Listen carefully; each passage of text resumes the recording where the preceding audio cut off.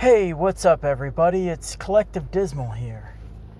Just finished up work for the day, and I figured it was a good time to come on and record another video for you all. I've been uploading with quite a bit of frequency lately. I'm not sure how to think about that, whether that's the best way to go or not. Sometimes you oversaturate the subscribers, you overstimulate them, the paradox of choice, but I don't care about. I really don't care about the subscribers at all. I just kind of, maybe I'll go a few weeks without posting anything and then I'll just shotgun it. I feel really good. I feel very talkative. I feel like my cognition is heightened right now. I haven't eaten in 2 days. So I've been fasting, which is good. I've been on the alternating day fast, ADF for the last, coming up on like 2 weeks, 3 weeks now. I don't remember exactly when I started, but I'm going to stick with this for the next few months, probably until February. And I'm going to drive in a second. Hopefully all of the background noise doesn't interfere with the audio of this too much. I don't care if it's good quality. I just want it to be audible. I want it to be intelligible. So, yeah, it's also raining right now. Some people like this kind of rain sound, like ASMR or whatever they call that. People have told me recently they kind of use me to fall asleep. They fall asleep to my videos, and I'm not sure how to take that. I guess it's kind of flattering in a certain sense. At least they're deriving some kind of value from it anyway. Hopefully they go back in and watch later on when they're awake and they can actually absorb the information I'm trying to convey and get across in these videos. But we'll start driving and then I'll get into the actual point. Without any further ado. Yeah, and you know what? I know this is fake rain too. I know that they modified the weather in order to create this overcast and rain, because for the last couple of days, old Dismal's been keeping his eye on the sky and watching them manufacture clouds as they do. And I seen like progressively they spread out, they dissipate, and they don't dissipate, that's kind of the problem, but they spread out and create like a sheath. And then the overcast, the next following few days are like overcast and rainy. I'll try to speak up a little bit louder so you can hear me over the sloshing of my windshield wipers, and the rain is a little bit louder now that I'm driving, but sorry guys, I'm not a professional here. I'm just a guy with a phone telling it how it is. But this is going to be a cautionary tale. Okay? It's going to be a cautionary tale to any of you honeymoon vampires out there aspiring to be like old Uncle Dismal. So I'm going to start with a preface, and I'm going to say that it's a disclaimer, a preface. None of the following events that I am about to portray, speak on, present, etc. are real. None of this occurred in actuality and reality. All of this is just a philosophical... Oh my god, there's a fucking guy on a bike riding right toward me. That is so fucking sketchy, man. But anyways, I'm not going to let myself get distracted like I did on that last video. We're going to just focus, stay focused. So, I might even just pull over and record this. I'm going to pull over for a minute. I'm not in a rush anyway. Just pull into this parking lot here and get this all out. Make sure we do justice to this, because this is an important video. This isn't just like some throwaway fucking bullshit video. This is going to be one that I want you guys to to remember. I want this one to stick out to you. It could save your life. It could actually save your life, what I'm about to say.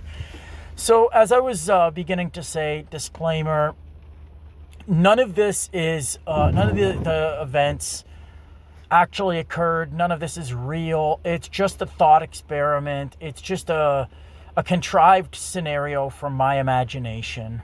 Okay. So when I say I did X and I said Y, that's just, it's not real. Okay. Now, having gotten that out of the way, I went on a little expedition the other night. And so I had met somebody on Facebook dating. Surprise, surprise, right? Nothing new there. And I matched with them, and they were a Filipina, which again, you know, given my taste and my proclivities, it piques my interest all the time. Even if they're a Gooklina, you know, it's like a Goblina, but the Gook version. It still piques my interest because I have sort of like a kind of like a romantic affinity with these people. I have ever since I hit puberty. The first girl that I ever had attraction to, that I ever had any kind of like pair bond sentiment toward, was a Filipina. You know, I was very much ignored by the white-oid women in my class. So anyways, carrying on, we spoke for like 2 days, let's say, back and forth. She was from the Philippines. Her English was decent, though. Usually they have very good English. Like, for an ESL, should put that qualifier. For an ESL, her English was very good. Fairly good. We start talking. You know, she has a daughter back in the Philippines.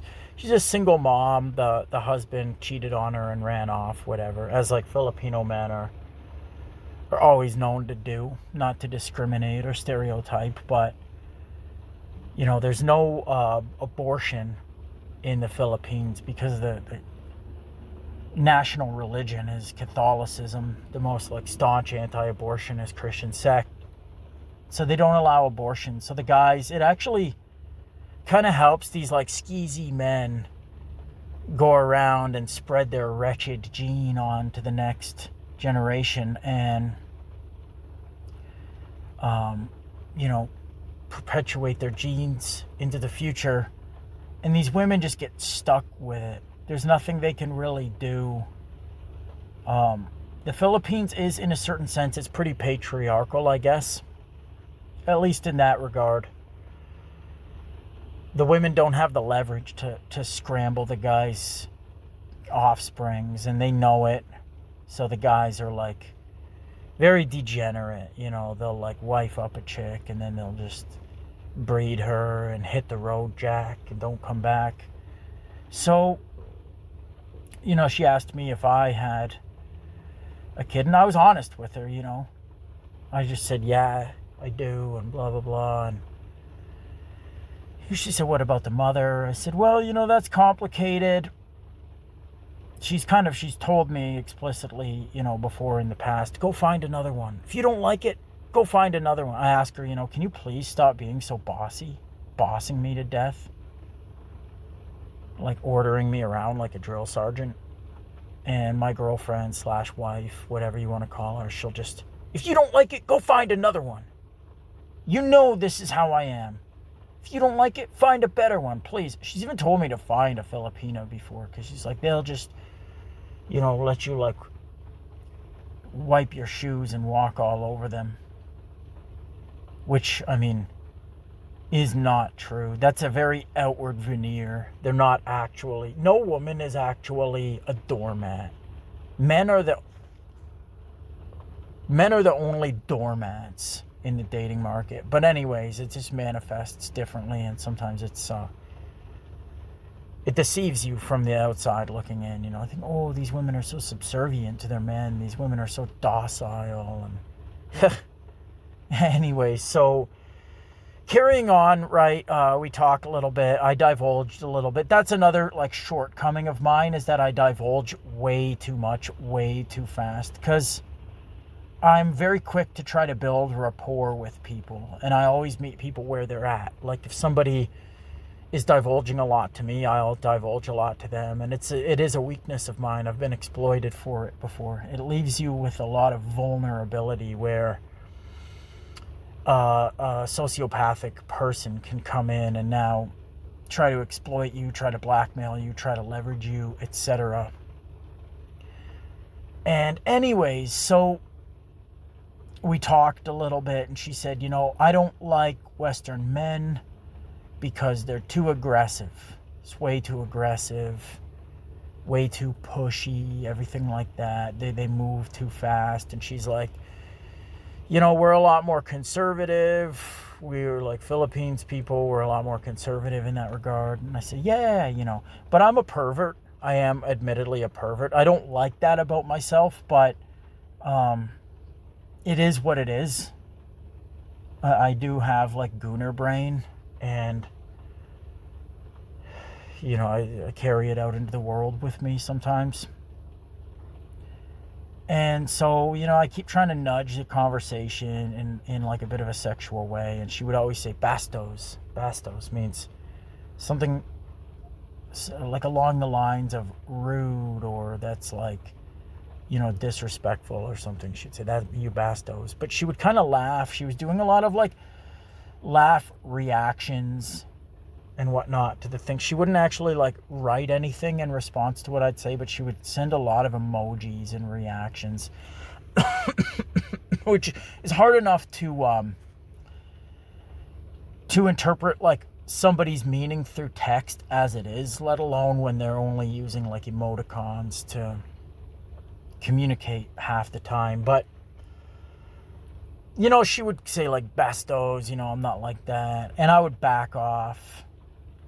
And then I would kind of like, back to the normal conversation. When I started having a little momentum again, I would start kind of pushing the topic a little more. And she'd, again, pull the rug back. We kind of played this game a little bit. So after like a day and a half of talking, maybe not even 2 full days, I says, when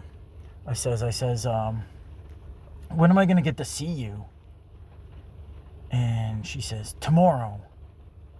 Which for me, I was kind of bluffing when I said that. I don't like to actually meet these people like 99% of the time. I don't like to like ever move to meeting them in person. It is sort of just like me passing the time, just texting. So I just want to be like pen pals and maybe derive some sociological insights that I can like use for content creation on this channel, stuff like that. Very seldom do I ever actually intend on like meeting a person in real life from any of these online communications. And she says, tomorrow.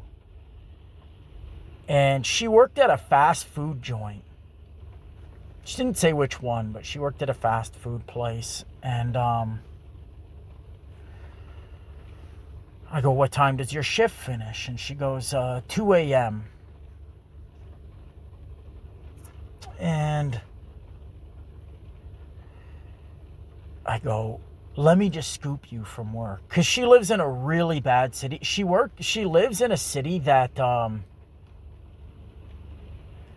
let me put it to you like this. It is a city that is, it's the most infamous city in Canada. For very comical reasons. It might as well not even be part of Canada. Because a certain question, it's the epicenter of a certain question of a certain people who engage in like certain unhygienic activities. Kind of trying to get you to read between the lines here. I went to this place. Now, I kept saying, let me scoop you from work. You shouldn't be walking home in that area at this time by yourself, etc. Right? I'm the nice guy. I'm a nice guy. I'm going to come pick you up, Captain Save-A-Ho. I was white knighting. And I go, she's like, no. It's too late. It's too late. It's too late. She keeps saying this. And I go, come on, I don't mind. Like, you're a night owl. I'm a night owl. I'll only take half an hour of your time. I was really pestering her. Because once I get it in my head that I actually am going to, like, take this into the real world and meet you for real, I want it right then and there. Like, I have a very high time preference rate. Like, just, all right, I decided I'm going to meet you. Let's meet right this second. Even if it's for 10 minutes. I just want to kind of cut the tension, break the ice, have a face-to-face, sit down, get a coffee, meet a person, and whatever, right? Then the next time there's like, then we take it from there, but then there's no like tension. It kind of just dispels like all that built up tension and stuff. It's a release valve for me. So I'm like, let's do it now. And I was pestering her a little bit. And I told her how far I was away. I was quite a far drive. Let's say, for argument's sake, an hour, give or take. And she's like, oh my God, no, like, blah, blah, blah, don't come there. But she never once said, I don't want to meet you tonight. She always framed it in terms of like her looking out for me, like not wanting me to drive all that way or not wanting me to be tired the next day, etc., etc. And I just kept bugging her and bugging her. And eventually she said, you know, if you want to come, come. And she gave me her address. I didn't even ask for it. Like, you know, I was fine to meet her, like, you know, at a local fucking Hortons or whatever, right? Local establishment or up the street at the corner of an intersection. I was fine to, like, not meet her at her house. She voluntarily gave me her home address, like, right to her front door. So I go, all right, I'm leaving. You know, I get all dressed, I shaved, and I had a quick shower, and I left. I reached there at 2:30 in the morning. Very late. I didn't have to work the next day. I reached there at 2:30 in the morning. And I pull up outside her house. And another thing, she kept calling me sir, sir, sir. Like some Filipino women will call you sir. And I told her, you know, okay, like that kind of turns me on a little bit when you do that. And I kept telling her, like, she had very long hair. It was like below her waist even. And I kept telling her, yeah, your hair, it's like so gorgeous. It's so long, like whatever. I was kind of just gassing her up. She did have nice hair, but I was like excessively like gassing it up. And she was almost like doing this weird playful thing where she was being very bashful to the point of almost like rejecting my, like flat out kind of rejecting my advance, but she liked it. Now, this is where things get ambiguous, and this is why this is like this video is going to be a cautionary tale, okay? Because she was being very bashful, and she was like kind of rejecting my advances. She kept saying, I'm going to cut my hair off. I'm going to cut it all off. I'm going to cut it short. So that I would be like, no, don't, you know, it's so beautiful. What a crime it would be to cut your hair, etc. And she kept saying, no, I'm going to cut it all off in this way where she sort of was like trying to like de-escalate in a sense, but she also liked it in a sense. It got very psychologically complex here. And this is just the beginning of it. And another thing, she kept calling me sir, sir, sir. And after I told her I liked it, that she started playing it up even more, right? At first it was like nonchalant and probably just how she talks, but then, you know, once I remarked that I really liked it, she started doing it more frequently. It became like more pronounced the way she would say it, like she was like a temptress, right? And she called me actually on video chat while I was driving there, and she's like, where are you? She was in her room getting ready to come out. And she kept calling me sir, sir. Why you want to see me, sir? Like this, right? So I pick her up at her house. And the first thing that that she does when she gets into the car. She starts touching my arm and my shoulder area. And she goes, "You're so puffy." And I didn't know what that meant. Like, I'm so puffy. Like, she probably just like calling me a fat ass, right? Basically, like I'm chubby or whatever. Because I am a chubby boy. But then, she's actually touching me, like, no discomfort whatsoever. And we start driving. She lived in this big maze, like a fucking labyrinth of all these row houses that they built for all the new Canadians to inhabit. Like just these cookie cutter, Blackstone row houses. So I had to take like 30 turns. I'm trying to get out of her survey. Like I'm lost in the fucking labyrinth, right? But she's, touching me the whole time. And she wants me to constantly be talking. She goes, if I would stop talking for like 10, 20 seconds, just to try to figure out where I'm going, she would go, "Oh, you're not talking. Why are you not talking? Oh my God, say something." Which, I mean, you guys, I'm fucking collective goddamn fucking dismal. Like, I'm a conversationalist if I'm nothing else. But she started like almost making me freeze up because I'm like, bro, let it happen naturally. Like, give me a second. We'll fucking park.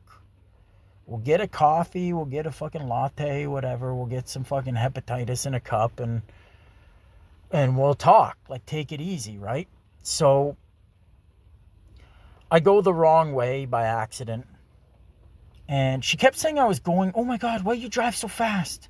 Why you drive so..." Even though I was going under the speed limit. I was going like 45 in a 50. I was not driving remotely fast. I'm not like a speeder really anymore. I tend to drive like no more than 10 over. I'm not a young boy anymore. I drive like pretty, respectfully. And so she's like, "Oh my God, you're driving so fast." And I went the wrong way, and I could tell like it sort of maybe made her like somewhat nervous, which is understandable. Like, you just got into the car. It's like 2:30 in the morning. You don't know me. Right? You don't know me from a can of paint. You just got in my car. I'm a big fucking muscle-bound fucking guy. Big muscle ball, meatball, powerlifter guy. And she's just like a little Filipina thing. And she got in my car, which was pretty low in hib on her part. I gotta say, like, pretty low in hib for her to just do that. But, I'm a nice guy. I got a really high trust face. I look like Winston Churchill, So we're driving. I missed a turn. She did get a little nervous. She's like, "Oh, why are you going this way?" I'm like, "Oh, I just got to turn around here. I don't know the area. Maybe you can tell me." So we keep talking. She keeps saying, like, gesturing for me to talk more. So we get to the Gita Reno Tim Hortons there, and I order up. I'm like, "Do you want anything? It's very late for you. You don't want any caffeine?" She's like, "Yeah, I do. Get me a small French vanilla." So I'm like, "Oh, you're not going to be up all night from that?" She's like, "I want to be up all night." She said, "Be up all night with you, right?" And I'm like, "Oh, okay. All right." That's a pretty provocative thing to say. But so I bought a coffee for myself, and I bought her a stupid little French vanilla. And we drive around and park. It's a big empty parking lot, like a big superstore parking lot. And, she's still kind of touching me a little bit. She's like, "Oh, how tall are you?" I told her, I'm kind of manlet status. I'm like 5'9", thereabouts. So, maybe could get away with lying and say I'm 5'10". And I'm like, "How tall are you?" She goes, 5 foot. And I'm like, "No, you're not 5 foot. You're the same height as me. Look how long your legs are." I'm kind of like touching her legs a little bit. Just being a goofball, right? Just being like a newfie doof. And so she goes, "Get out of the car. I want to compare with you." I'm like, "All right." So we both open our doors. We get out. And we walk around to the back of the car to like where the trunk is. And this is the first time I get like a really good look at her. It was like dark when when she came out of the house. And she had a bit of cleavage showing. She had like kind of a spaghetti string, shoulder, whatever you call that, like the shoulder straps, like just a shirt on, right? That, revealed a little bit. And she had a zip up hoodie, which was pretty much zipped wide open. It only had like a few inches of like the zipper together at the bottom. It was pretty much like open 90% of the way. And we compared our heights. I was like a head taller than her. And then I'm like, oh, I'm cold, right? And she's like, oh, man, you cold, you Canadian, No, it's not cold. And, I'm like, give me a hug, I'm cold. And so she gives me a hug.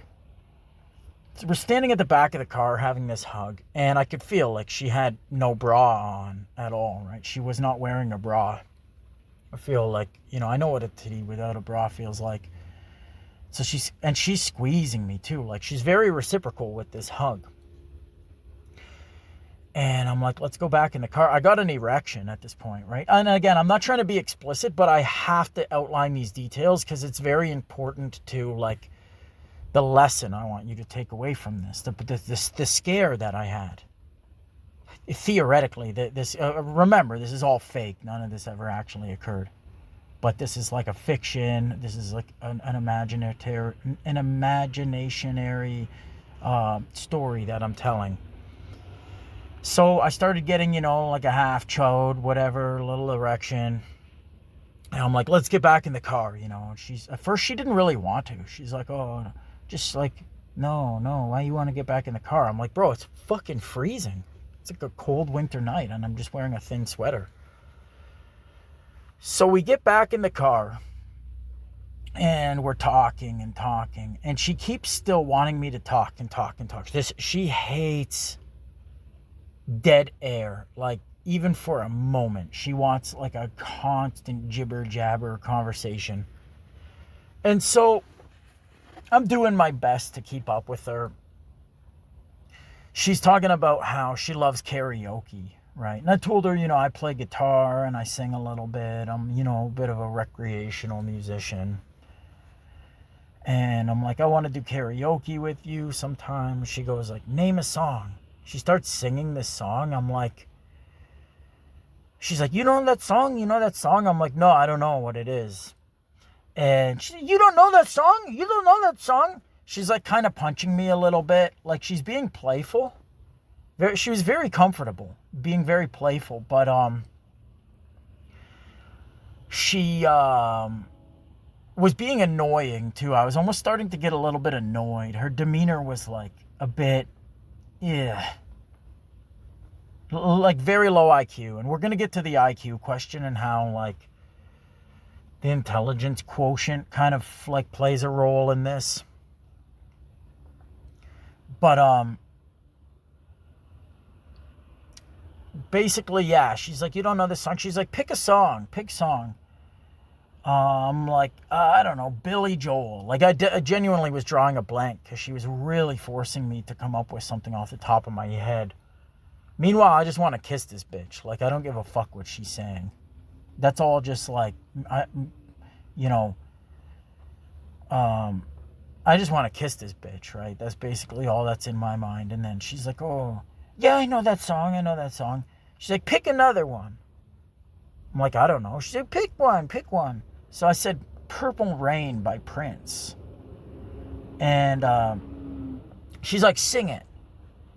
So I'm like, fuck, man, this is so cringe. I just awkwardly like sang a couple like lines of the chorus in like the worst singing voice of, I'll spare you guys. You can imagine what it was like. And then she's like, yeah, I know this song. So I get annoyed with just like listening to her. She's fucking annoying, right? And so I just like straight up kissed her, but a very quick one. Like I just went, mwah. Like I leaned over very quick and did like a sneak kiss on the lips. I just fucking went for it. I didn't try to do a sustained kiss. It was like a split second kiss. Like I leaned over, did a quickie, and then like pulled back right away and just like smiled to see her reaction, right? And immediately she like turned her face down like she was not impressed. She gave me a scowl, right? She gave me like a real scowl, and she pulled back from me. And she's like, "Oh, what you doing? Why you do that?" Like it like totally put her off, right? I'm like, "Oh, come on, you have nice lips. Like, I just want to kiss you. I just want to see how you kiss, whatever." Something to that effect. She's like, "Oh, I don't know what kind of girl you think I am." And I'm like, "Well, yeah, it's a kiss. I'm like, "Are you serious right now? I can't tell if you're like being, if you're joking or you're being like very serious."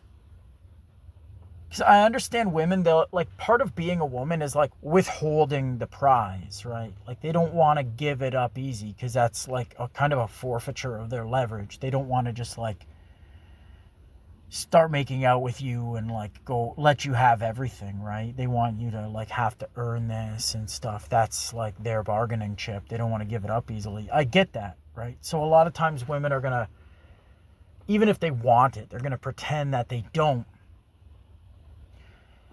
And so I'm really trying to like discern whether this is a very serious like no, or whether this is like a no yes. And we're going to get into this more. This is like a kind of a prevalent theme throughout the rest of this video. So she kind of yelled. She like, not yelled, I shouldn't say yelled. She sort of raised her voice a little bit, raised her tone a bit. She goes, "Of course I'm serious. Do I look serious?" So I'm like, "Okay, yeah, whatever. Like, we'll chill, we'll back off, right? That's fine. I hear you." So we keep talking. We're talking about family, siblings, the future, all this kind of stuff. Parenthood, everything like that. Her past relationships, my past relationships, all this stuff. We're just talking. It's going very well again. It wasn't weird afterward. Like after this initial rejection of the kiss, it didn't get weird. It like fell right back to where it was, seamlessly carried on, whatever.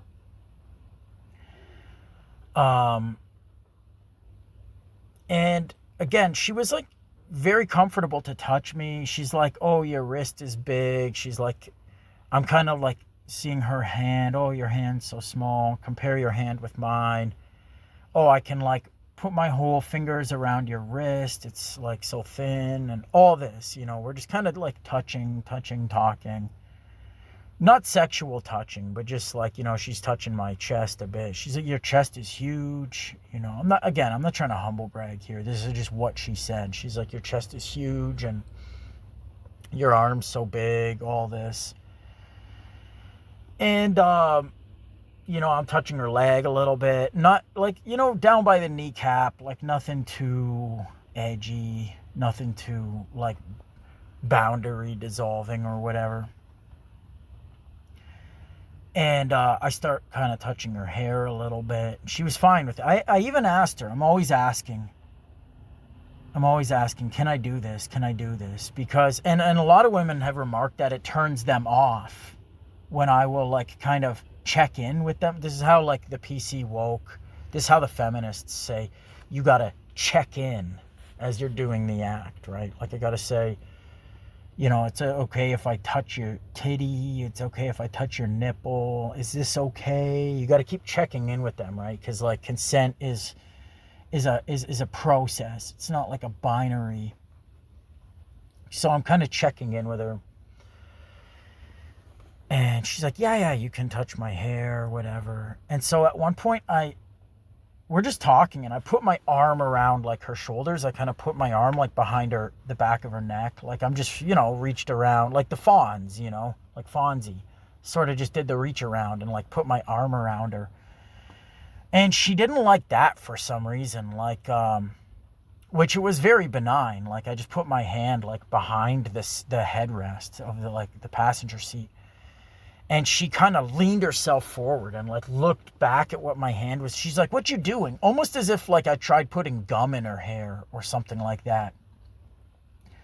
Very weird reaction, very weird response, right? And I kind of pulled my hand away and I like showed her like, "Oh, I don't have anything. I'm not doing anything." Like I just sort of wanted like,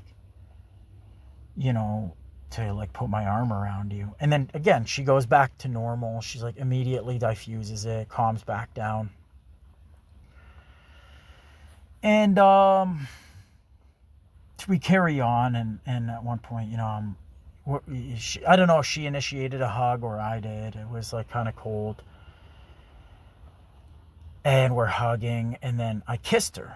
Like this time, a more sustained kiss. And she reciprocated it very much so. Very much reciprocated this. Like her tongue was in my mouth. She was putting her tongue in my mouth. She bit my lip at one point. I bit her lip. She had her hand on my cheek. It was like a really hot and heavy fucking kiss, right? Really hot and heavy kiss. And I'm like, wow, you know what? I stopped for a few minutes. I was kind of like flabbergasted. You start getting the adrenaline going a bit. I'm like, wow, that was like a really good kiss. And then we kept talking a bit, and we did it again. And then I think the second time we did it, we were making out, and I'm kind of like holding her hair. I'm still kind of playing with her hair. And her hair had fallen down, like a bit of down the front of her. And so as I'm playing with her hair, I kind of take the back of my hand, and through her shirt, I kind of am like, pressing up against her titty, giving a little bit of like a hint, just see how she reacts, like putting a bit of a feeler out there. And she didn't like say no. She didn't say anything like that. She didn't say, stop. I don't want this, anything like that. She let me kind of like use the back of my hand while I'm holding her hair, rubbing her hair to like fondle her tit. So then I just took my whole hand and like grabbed her other titty, and I'm like squeezing it and pushing it up through her shirt, right? Again, she's not wearing a bra, and her shirt is like it's not like she was in like a full, like a collared t-shirt either. Like this was a shirt that was almost like a tank top shirt, basically, with spaghetti strings. And so I start like grabbing her tit through her shirt or whatever. And then we both naturally just kind of like stop kissing for a minute, kind of regroup ourselves, talk a little more. I go in for another kiss. And this time I just pull her tit. Like I reach into her shirt first, and I'm like grabbing the real thing. And then I pull it out. And again, I don't want to be, like, the point of this video isn't to, like, do some kind of, like, verbal pornography or, like, humble brag, anything like that. You're going to see there's a moral to this story as we go on. So I pull her titty out, and she's still, like, making out with me. She's still,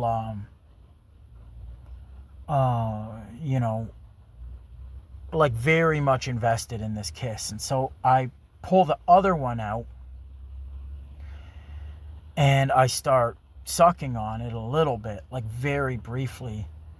And then she pulls it away and puts it back in her shirt and goes, stop, someone can see us, right? There was like one of these guys walking around in the parking lot that like picks up the trash with that little stick and a fluorescent vest. They were nowhere near us, but like, and my car is tinted, but she just was like, no, someone can see, we're like here, there's cameras, whatever. And so I'm like, yeah, whatever. We stop, a few minutes later, we kind of start kissing again. And she tells me, stop, I'm going to get too horny, or I'm getting too horny, right? She said that, I'm getting too horny, stop. So I go, well, too late for me, I'm already horny. And I kind of like gesture to the fact that I already have an erection, through my pants. It's like quite pronounced. And I go to her, should I take it out? And she said no. She said, no, don't. But again, it was very hard to interpret, like, given female nature and like the intersexual dynamic between men and women, they're almost never going to be like, yeah, take it out, take it out. Women always have to play hard to get. It's almost like an integral part of femininity, is like the withholding and like feigning innocence, feigning disinterest, things like that. And so you're trying to interpret like which type of it's one of those no's where she's like staring at it while she says no, or is this girl like genuinely uncomfortable? Because I may be a pervert, but I'm no predator. I don't want to do anything that is like genuinely making anybody uncomfortable. Like, it's not, I'm not a predator or anything like that. And so I kind of, it was, oh, too late, it's already out. And she saw it. And again, I'm not trying to humble brag, like, but her reaction, she said, fuck, that's huge, right? And the reason I point that out, and I don't think I have like a huge dick or whatever, but she just said that, you know, maybe good lighting, good angles, whatever, like it just, I took it out. She said, fuck, that's huge. The reason I say that is illustrative. It's to illustrate the point that she wasn't scared. She didn't try to get out of the car. She didn't, recoil or anything. Like, she basically like complimented it in a way, right? Which is not like something that somebody in distress, somebody who's like scared or intimidated does typically. And then she goes, put it away, someone's gonna see, put it away. So I did. I just put it away right away. It was out for like only a couple of seconds.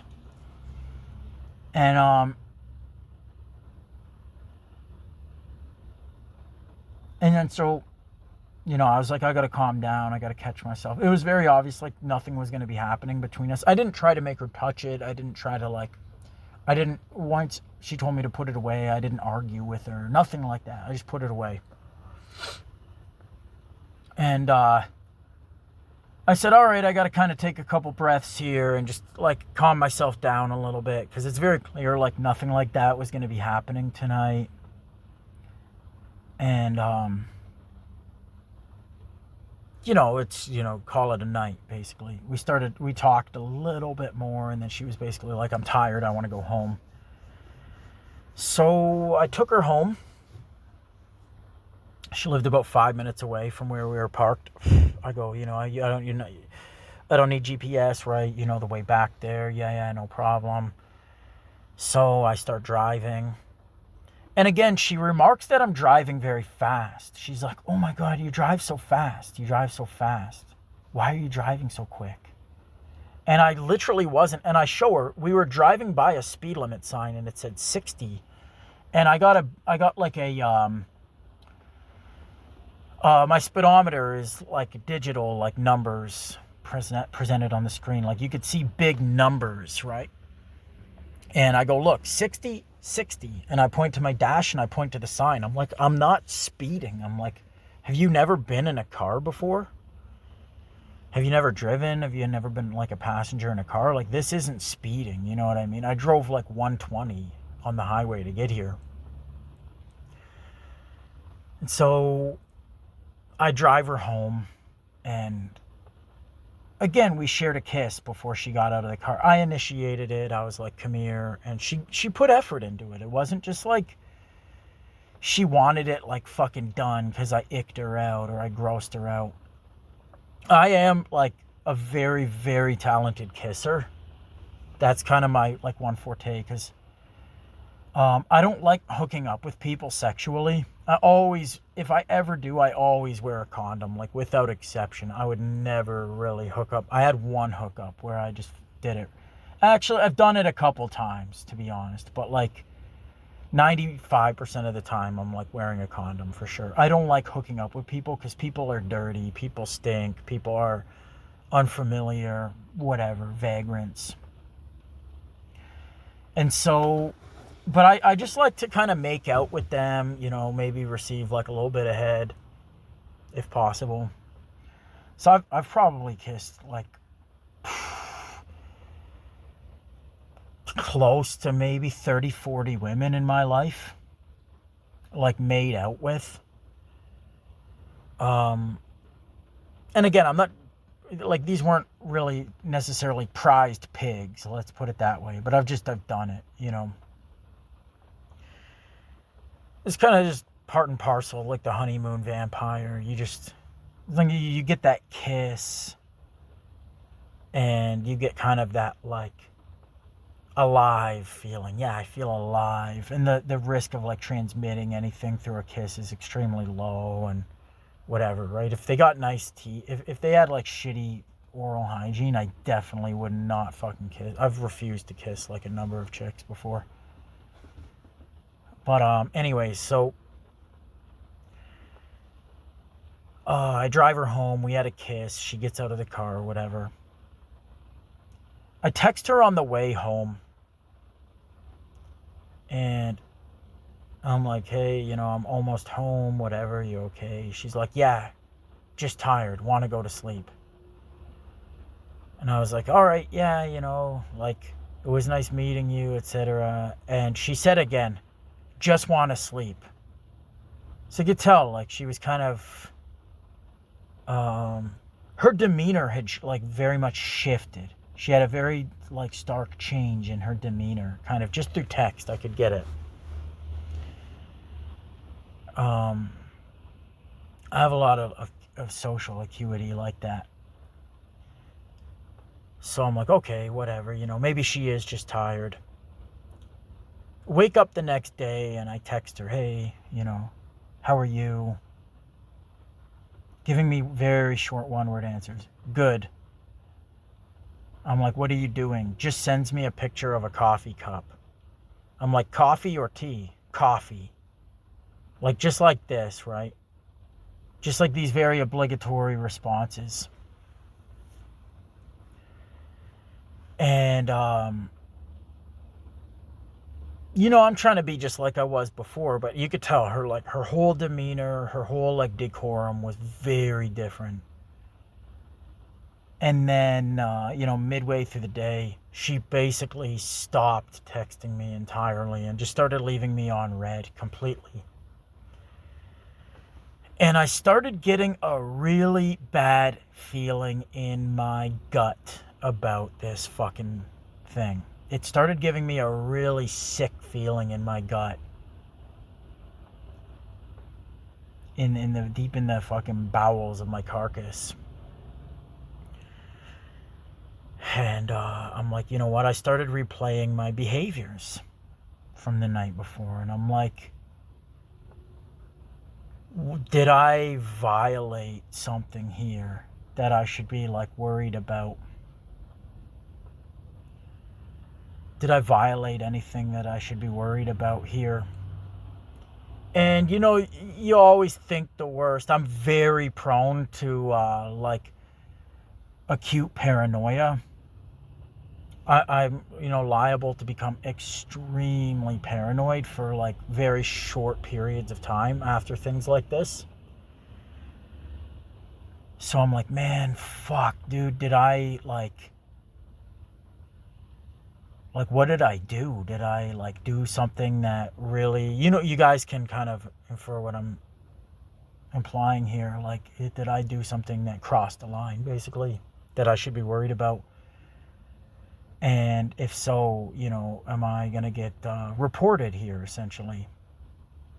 So I start talking to ChatGPT. I'm like writing 5,000 paragraphs. What about this? What about that? What about this? What about that? And the ChatGPT was on my side. So it did kind of, even though I wanted to make sure I didn't, like, sugarcoat anything to bias it toward me. I even argued back with it a few times, like saying, oh, are you sure? Like, I did this and I did that. Like, but, number one, I want to say something that's a little bit off topic, but you know how we look at, people engaging with, like, minors, for example, even if it's in a totally non-sexualized context, right? Like, it's very taboo. It's very, like, faux pas. We don't do that. It's not seen as appropriate. Even if it's totally commonplace. Like, let's say I'm outside right now and I see like a 10-year-old boy and he has like a sports jersey on. Let's say he has like a hockey jersey on.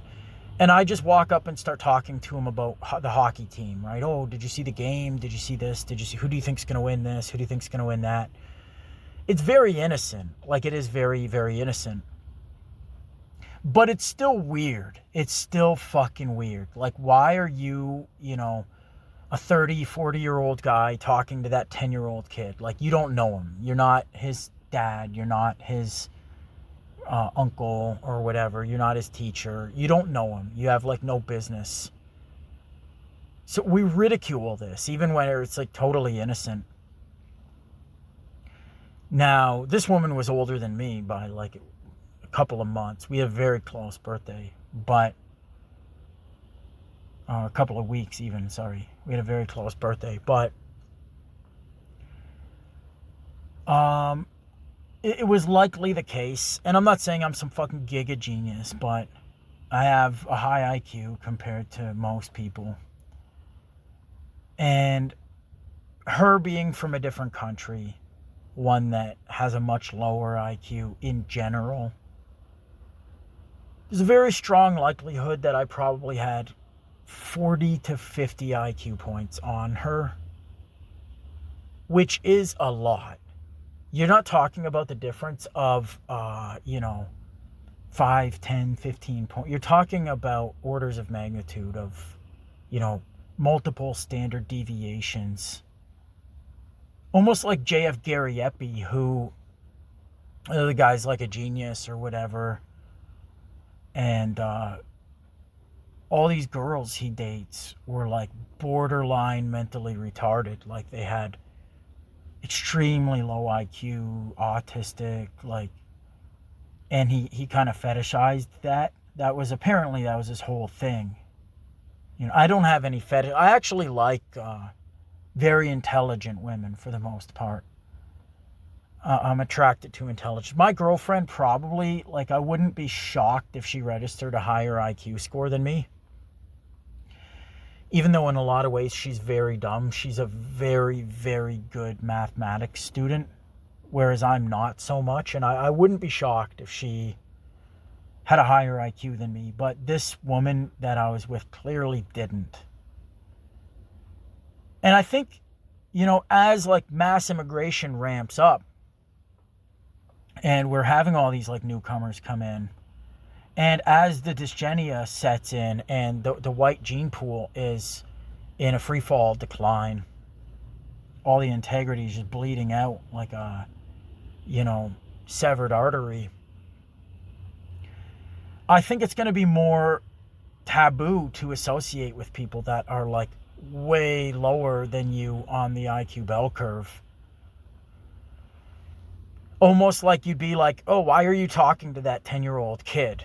Right? Like, that's totally just weird and inappropriate, and like, you shouldn't do that. People will like come up to me and they'll be like, why are you talking to that woman? Her IQ is only 75, bro. Are you fucking serious? Like, take a walk, bro. Get lost. Get the fuck out of here with your like 120 IQ. This is totally creepy. Which, in all fairness, it should be like that. Like, I think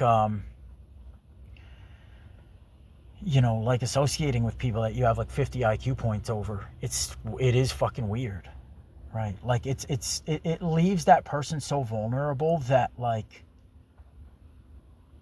but they could never ever admit this, because it would admit that people are like hardwired different, and some of that entails like superiority and inferiority.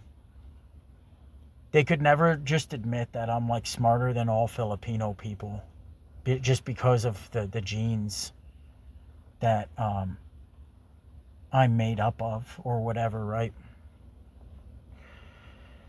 But yeah, so the next day the conversation just kind of trailed off.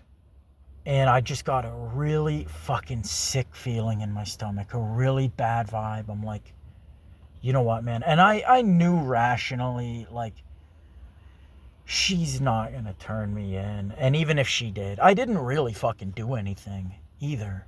I really didn't fucking do anything wrong. But is that going to matter in this day and age and in this climate? Hell by the Dashboard Light, he always, I think the most fascinating insight, or one of them anyway, that he kind of brought forth and shed light on was the idea that we aren't ever really supposed to meet people. We're not supposed to be in this kind of like shot out of a cannon dating market scenario. We're supposed to be embedded and integrated into like a community from birth to death. And all of your associations, all of the like the mating candidates and everything like that would be people that you had at least like a kind of like a tertiary familiarity with. You would at least have like a kind of an indirect acquaintance. Like, oh, that's that guy's, you know, sister, and he owns that bicycle shop down the way, and you know his dad is he's an organizer at the church, and he always organizes events at the church, things like this. Like, it wasn't just a total fucking blank slate. And when we have the kind of dating market that we have currently, it creates situations like this where I don't know you at all. I don't know how you're liable to react. I don't know how you're going to interpret things. I don't know if you've been a victim in the past. I don't know anything. I'm walking into so much uncertainty and danger. And that would already be the case in a kind of ethnically homogenous society. Now you factor in that these people don't even speak the same native tongue as you. Their culture is entirely different. Their life history, their background, all of this, that their cognitive anatomy is like their brain is different. They think differently. They perform different cognitively. Like every aspect of them, it's like an alien, a different subspecies than you. So you factor in, right, this kind of like anonymity, blank slate dating culture plus race mixing, and I'm like, man, this is just so dangerous. It's so dangerous to just be meeting with people and engaging with them in this way. This is the one thing that MGTOW, I think, got totally correct, is that the whole Me Too thing. I realized in that moment, I'm like, man, you know what? Yeah, I didn't do anything wrong. This hypothetical me in this imaginary story didn't do anything wrong. But there's only two people in the car. There's me, her, and then there's God, if you believe in that. Like, nobody else knows the truth of what happened. So anybody like trying to file a report about this, they're going to have to interpret, you know, whose side the truth is on. And do you think it's going to be mine? Do you think it's going to be like a nonpartisan interpretation of the events? Do you think it's going to be neutral? Do you think I'm going to be given any benefit of the doubt? These guys would nail me. They would bury me under the fucking, you know, courthouse. The one thing that MGTOW do get wrong, and it used to be right, but it kind of, it aged out and it aged out of relevancy was the whole like divorce grape where they would take alimony and child support, and you'd be on the hook for 20 years or whatever. They would like force you into basically homelessness and poverty and impoverishment, whatever. I don't believe in that because there's just nothing to take from anybody under the age of 40. There's nothing to take. You're squeezing water out of a rock, which is the same reason they're not even like jailing crackheads and like even like cat burglars and arsonists and car thieves and stuff are not really going to jail if it's petty, unless it's part of like an organized ring or whatever, organized crime. They're not even going to be like reprimanded for this at all. It's just catch and release. And the reason isn't because like the government's so woke. It's because it's so broke. They can't really come after me for like alimony or whatever. But I'm just saying, the moral of this story is, man, be fucking careful.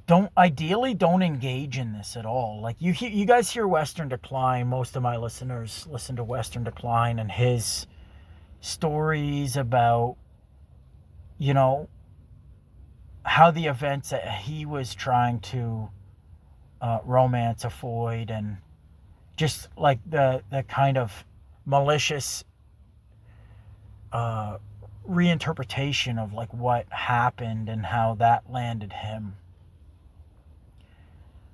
You know, if that wasn't like caution enough for you, listen to this story and take it for what it's worth. I don't want to do this anymore. I genuinely do not.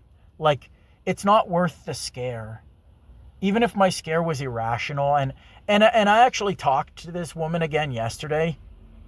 We did have a bit of a back and forth, and she sort of explained to me in a way that like she didn't know what she wants, and she's just a crazy person. She just kind of wants to be single and all this, you know. I think she was just very confused about what she wanted. Her hormones were trying to like have her do one thing, but she just didn't really want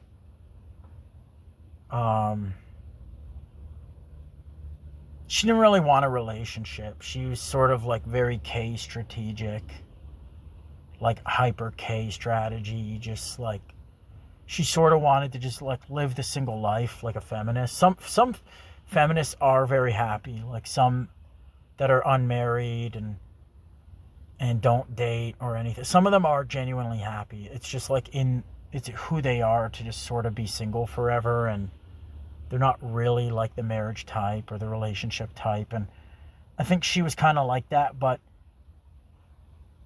she had some curiosity about maybe exploring the idea. And because I was so like aggressive with her, it sort of probably soured her. Like she probably just was like, I don't really want a relationship at all. But it was very clear from me talking to her yesterday that like she didn't feel like I violated her or anything like that. And so, water under the bridge. I'm just not going to talk to her anymore.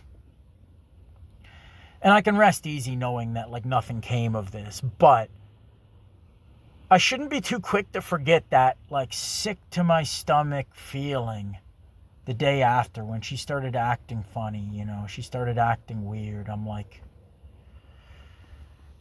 oh man, it's not worth it. It's what? Like, what did I get out of it? Nothing. Wasted my time, wasted my gas, just to be like paranoid for 2 days about nothing. And again, I want to be a family man. Like, I don't want to set a bad example for my family. And although, you know, I have a very storied relationship with my girlfriend, she's been very nice to me lately. We've been kind of looking out for each other.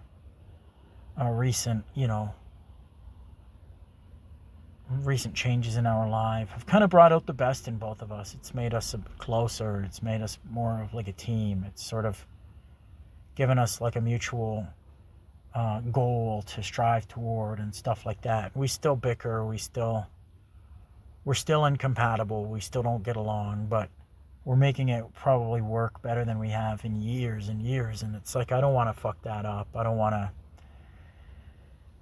to be a shitty guy, but I have a problem. I do have a problem. That's, like they say in AA, you have to admit you have a problem. And then the second step, I think, is to admit that it's too big for you. You don't have the ability to do it alone.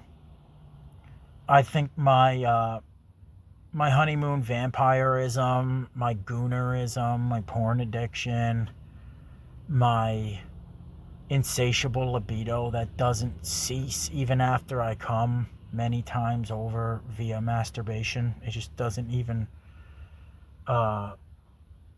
satiate me one iota. It's a problem. It's a problem. I do have a very... I am some kind of like a sex addict, even though I'm not having much sex at all.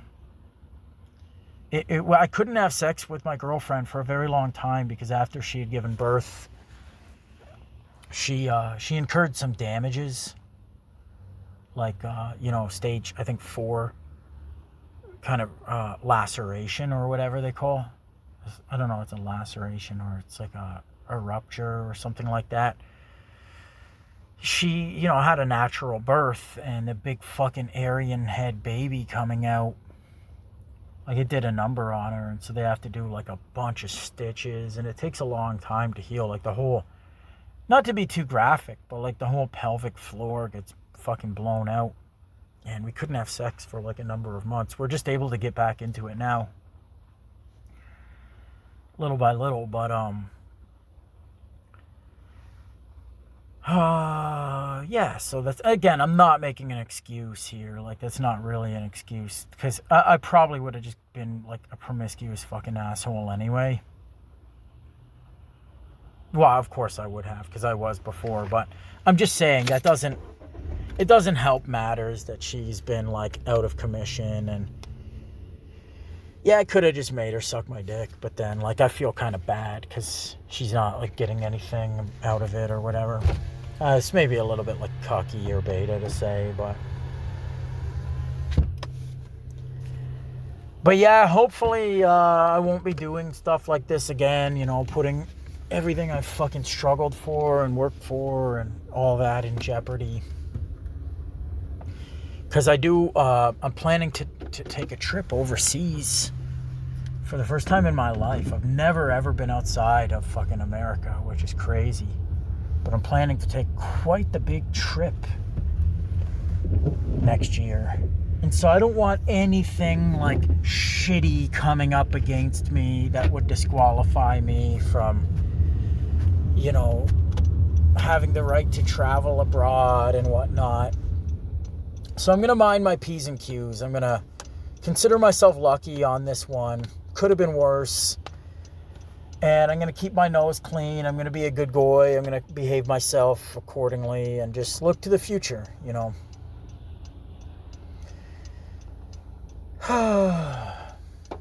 As that about wraps this up. Dismal days indeed.